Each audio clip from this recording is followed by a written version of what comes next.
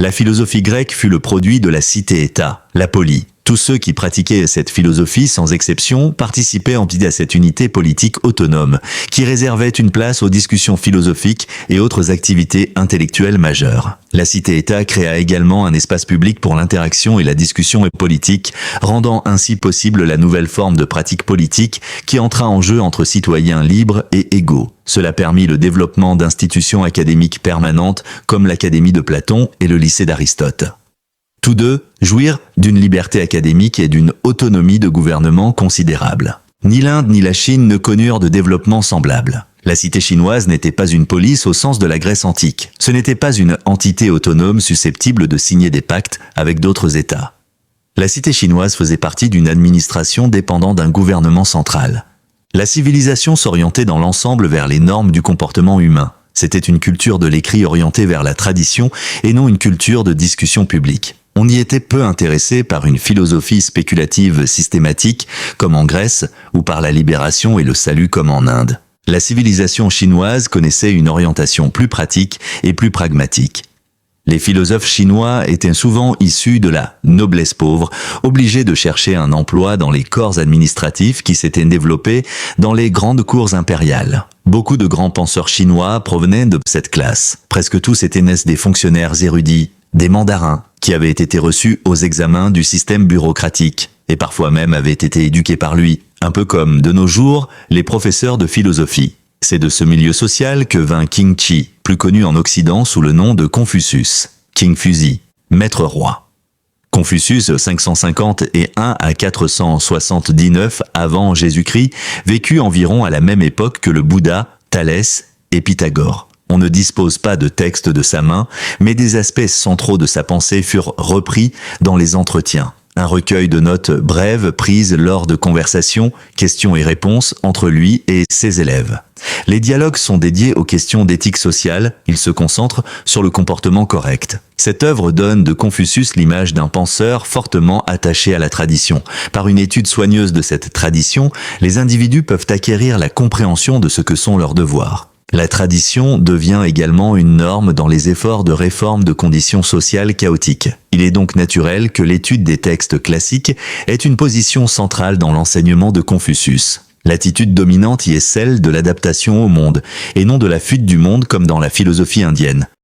Confucius montre peu d'intérêt pour la philosophie naturelle et la philosophie des religions. Comme Socrate, il se concentre sur l'individu. Cette attitude se manifeste de manière concise dans ce fragment. L'écurie brûla. Le maître prit congé de la cour et demanda « Y a-t-il eu quelqu'un de blessé ?» Il ne s'informa pas des chevaux. 1. Le critère du comportement juste est résumé dans le concept d'humanité. Confucius traite de l'humanité en des termes qui rappellent le message du sermon sur la montagne. Zidong demanda « Y a-t-il un seul mot qui puisse guider l'action d'une vie entière ?» Le maître dit « Ne serait-on pas à considération ? Ne faites pas à autrui ce que vous ne voudriez pas qu'on vous fît. » Dans le confucianisme, cette idée d'amour pour son voisin est souvent appelée le principe de mesure. Ce que nous attendons des autres devrait être la pierre de touche de notre comportement envers eux. L'enseignement de Confucius sur l'humanité et la compassion ne doit pas être interprété selon une direction strictement universaliste. Il défend une stricte hiérarchisation de la société. Le devoir de l'individu est donc lié à sa position sociale. Selon Confucius, la vie bonne se réalise dans les 5 relations humaines. Du gouvernant au gouverné, du père au fils, de l'époux à l'épouse, du vieillard au jeune homme, de l'ami à l'ami. Chacun a ses devoirs propres. Les relations du gouvernant à ses sujets sont bien exprimées dans cette phrase. La vertu du gentilhomme est vent, la vertu du vulgaire est herbe. Quand le vent lui passe dessus, l'herbe doit se coucher. On peut également entendre cette phrase comme une application du principe de mesure. Dans ce contexte, cela signifierait peut-être que les individus, qui sont eux-mêmes sujets, pourraient se demander « Comment moi, en tant que gouvernant, aimerais-je que se comportent mes sujets ?» Si la réponse est qu'ils devraient se soumettre, cela signifie que le principe de mesure est compatible avec la supériorité et la subordination traditionnelle. Confucius n'a pas développé de philosophie systématique.